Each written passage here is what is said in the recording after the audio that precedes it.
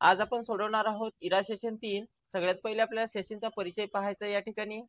त्यानंतर basic computer आणि smartphone स्किल्सवर इथे क्लिक करायचं आहे। यामध्ये जे काही ऑरेंज कलर मध्ये दिले आहे ते सर्व व्हिडिओ आपल्याला पाहून घ्यायचे आहे। त्यानंतर याच्यामध्ये आल्यानंतर आपल्याला बेसिक कॉम्प्युटर स्किल्स हे सुद्धा आपल्याला पाहून घ्यायचं आहे। त्यानंतर इथे पहिलं नॉलेज चेक जे आपण दिलेलं आहे तर नॉलेज चेक वर क्लिक करा आणि इथून स्टार्ट करायचं आहे। यामध्ये बघा 5 प्रश्न दिलेले आहेत। तर पहिला प्रश्न, स्क्रीनशॉट कॅप्चर करण्यासाठी लागणारे कीबोर्डवरील बटन ओळखा म्हणत आहे। तर स्क्रीनशॉट आपण घेण्यासाठी प्रिंट स्क्रीनचा वापर केला जाते। तर याचं उत्तर ऑप्शन नंबर 2 असणार आहे। त्यानंतर आपलं उत्तर सबमिट करा। खालीलपैकी कोणत्या कीबोर्डच्या चित्रामध्ये शिफ्ट की हायलाइट केलेली आहे म्हणत आहे। तर शिफ्ट की आपल्याला कोणत्या चित्रात हायलाइट केलेली आहे तर ऑप्शन नंबर 1 मध्ये ते दिलेला आहे। तर ऑप्शन नंबर हे त्याचं उत्तर असणार आहे। त्यानंतर खालीलपैकी कोणत्या कीबोर्डच्या चित्रामध्ये स्पेशल कीज हायलाइट केलेल्या आहे। तर स्पेशल कीज या कीजला म्हटल्या जातात, म्हणून याचं उत्तर ऑप्शन नंबर 3 असणार आहे। त्यानंतर 7 नेक्स्ट करा। खालीलपैकी कोणते पॉइंटिंग डिव्हाइस म्हणजे दर्शक उपकरण आहे म्हणत आहे। तर माऊसला पण दर्शक उपकरण म्हटल्या जाते, तर हे त्याचं उत्तर असणार आहे। खालील उपकरणामधून ऑप्टिकल माऊस ओळखा म्हणत आहे। तर ऑप्टिकल माऊस हा आपला 1 नंबरचा असणार आहे। त्यानंतर 7 नेक्स्ट करा। येस बटनावर क्लिक करा। तर अशा प्रकारे आपलं पहिलं नॉलेज चेक झालेलं आहे आणि आपला स्कोर सुद्धा या ठिकाणी पूर्णपैकी पूर्ण इथं आलेला आहे। त्यानंतर आपल्याला स्मार्ट टायपिंग स्किल्स मध्ये जायचं आहे आणि यामध्ये टायपिंगची आपल्याला प्रॅक्टिस करायची आहे। तर व्हिडिओ याच्यात ऑरेंज कलर असेल तर ते व्हिडिओ आपल्याला ग्रीन करून घ्यायचा आहे।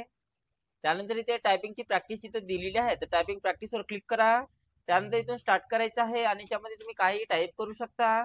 त्यानंतर 7 नेक्स्ट वर क्लिक करा। त्यानंतर ओके बटनावर क्लिक करा। त्यानंतर येस बटनावर क्लिक करायचं आहे। तर अशा प्रकारे आपली पहिली टायपिंग प्रॅक्टिस झाली। त्याचप्रमाणे आपल्याला दुसरी सुद्धा सेम टू सेम करून घ्यायची आहे अशा प्रकारे।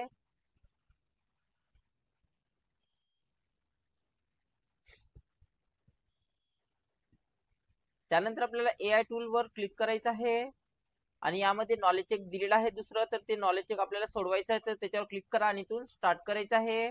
यामध्ये 2च प्रश्न दिलेले आहेत। तर पहिला प्रश्न, युजरने बोली मराठीतील कंटेंट भाषणीवर अपलोड केला तर पुढे काय होऊ शकते म्हणत आहे। तर काय होऊ शकते तर तो त्वरित इंग्रजीत ट्रान्सलेट होईल, हे त्याचं उत्तर असणार आहे। भाषिणी कोणती महत्वाची सुविधा उपलब्ध करून देते म्हणत आहे। तर कोणत्या प्रकारची सुविधा असते तर भाषांतर आणि ट्रान्सक्राइब करणे, हे त्याचं उत्तर आहे। त्यानंतर 7 नेक्स्ट करा। येस बटनावर क्लिक करायचं आहे। तर अशा प्रकारे आपलं दुसरं सुद्धा नॉलेज चेक सोडवून झालेला आहे आणि स्कोर सुद्धा पूर्ण आलेला आहे। त्यानंतर आपल्याला तिसरं नॉलेज चेक सोडवण्यासाठी ऑफिस स्किल्स वर जा आणि याच्यात सुद्धा तिसरं नॉलेज चेक दिलेला आहे। तर तिसऱ्या नॉलेज चेक वर इथे क्लिक करायचं आहे आणि इथून स्टार्ट करा। यामध्ये 10 प्रश्न दिलेले आहे। तर त्यापैकी पहिला प्रश्न बघा, तुम्हाला डेस्कटॉप बॅकग्राऊंडचे पिक्चरचे विंडोजचे रंग आणि साऊंड म्हणजे आवाज एकाच वेळी बदलायचे असतील तर कोणत्या पर्यायावर तुम्ही क्लिक कराल म्हणत आहे। तर कोणत्या पर्यायावर आपल्याला क्लिक करायला पाहिजे, ते सर्व गोष्टी करण्यासाठी आपल्याला थीम्स मधून आपण ते करू शकतो, म्हणण्याचं उत्तर थीम्स असणार आहे। ऑप्शन नंबर 4 वर ते दिलेला आहे। त्यानंतर 7 नेक्स्ट करा। तर डेस्कटॉप बॅकग्राऊंड बदलण्यासाठी कोणता पर्याय तुम्ही निवडाल म्हणत आहे। तर डेस्कटॉपचा बॅकग्राऊंड चेंज करण्यासाठी आपल्याला कोणता पर्याय निवडावा लागेल, तर याचं उत्तर पर्सनलाइज आहे। याच्यामध्ये आपण चेंज करू शकतो। तर ऑप्शन नंबर 1 हे त्याचं उत्तर असणार आहे।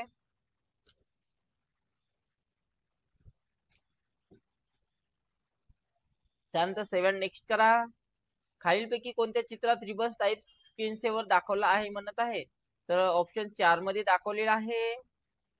खालीलपैकी कंट्रोल पॅनल मधील कोणती कॅटेगरी तुमचा आवडीचा फोटो बॅकग्राऊंड ला ठेवू शकतो म्हणत आहे। तर कोणत्या याच्यातून ठेवू शकतो बघा, तर पर्सनलाइज मध्ये जाऊन ठेवू शकतो। तर हे त्याचं उत्तर असणार आहे।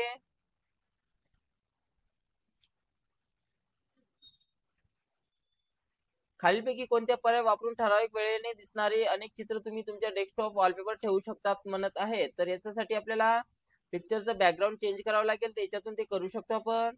तर ऑप्शन नंबर 3 हे त्याचं उत्तर असणार आहे।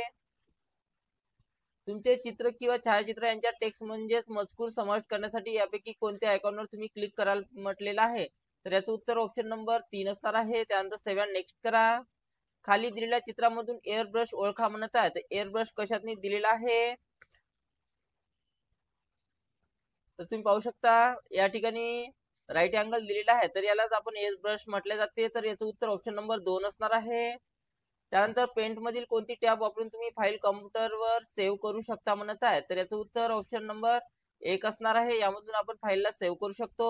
ऑप्शन नंबर 1 वर क्लिक करा. त्यानंतर सेव्ह अँड नेक्स्ट करायचं आहे. खालीपैकी कोणता ड्रॉप डाऊन मेनू तुम्हाला शेपची बॉर्डर जाड करण्याची अनुमती देते म्हणत आहे, तर याचं उत्तर ऑप्शन 2 मध्ये दाखवलेलं आहे. या ठिकाणी आपण ते चेंज करू शकतो. त्यानंतर आपलं ऑप्शन नंबर 2 वर क्लिक करा. त्यानंतर सेव्ह अँड नेक्स्ट करायचं आहे. पेंट मधील ड्रॉइंग मोडचा वापर करून डेस्कटॉप डेकोरेट करण्यासाठी खालीपैकी कोणता पर्याय वापराल म्हणत आहे, तर कोणता पर्याय आपल्याला वापरायला पाहिजे, तर यासाठी बघा आपल्याला desktop as a desktop background वर क्लिक करावं लागेल. तर याचं उत्तर ऑप्शन नंबर 3 असणार आहे. तर 3 वर क्लिक करा. त्यानंतर सेव्ह अँड नेक्स्ट वर क्लिक करायचं आहे. त्यानंतर येस बटनावर क्लिक करा. तर अशा प्रकारे आपलं तिसरं सुद्धा नॉलेज चेक सोडवणं झालेलं आहे. त्यानंतर शेवटचं आपल्याला सेशन कम्प्लिशन टेस्ट सोडवायचं आहे, तर त्याच्यावर क्लिक करा आणि तो स्टार्ट करायचा आहे. तर यामध्ये सेशन कम्प्लिशन टेस्टचे 10 प्रश्न दिलेले आहे. तर पहिला प्रश्न बघा, चुकीचा पासवर्ड टाईप केल्यानंतर तुम्ही शाळेचे ईमेल उघडू शकत नाही, हे कोणत्या समस्येचे उदाहरण आहे म्हणत आहे, तर याचं उत्तर बघा लॉग इन ऑथेंटिकेशन आहे. याच्यावर क्लिक करा. त्यानंतर सेव्ह अँड नेक्स्ट करायचं आहे. तुमचा मित्र म्हणतो की स्मार्टफोन संगणकापेक्षा चांगला आहे, ते का खरे ठरू शकते म्हणत आहे, तर याचं उत्तर बघा स्मार्टफोन लहान आणि पोर्टेबल असतो, हे त्याचं उत्तर आहे.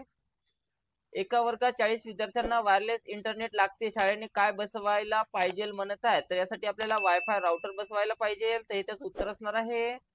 तुमच्या स्कूलमध्ये विद्यार्थी एकमेकांशी त्यांचे नोट्स व्हॉट्सअपद्वारे शेअर करतात, हे काय दर्शवते म्हणत आहे, तर याचं उत्तर बघा तर याचं उत्तर डिजिटल साधनांचा सहकार्यात्मक वापर, हा त्याचं उत्तर असणार आहे.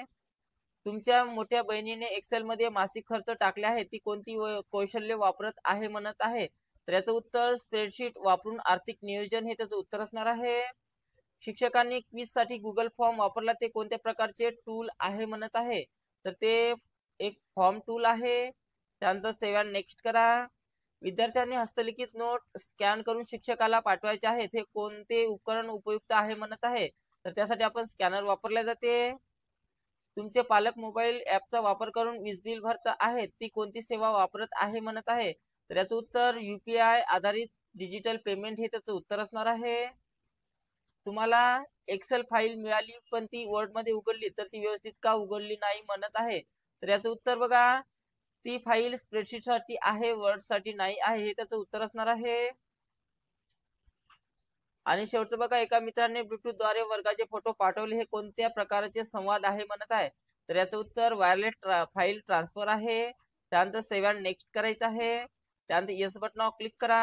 अशा प्रकारे आपलं सेशन एंड टेस्ट झालेलं आहे सोडवून, आणि स्कोर सुद्धा पूर्ण आलेला आहे. तर अशा प्रकारे आपल्याला इरा सेशन 3 सोडवायचं आहे.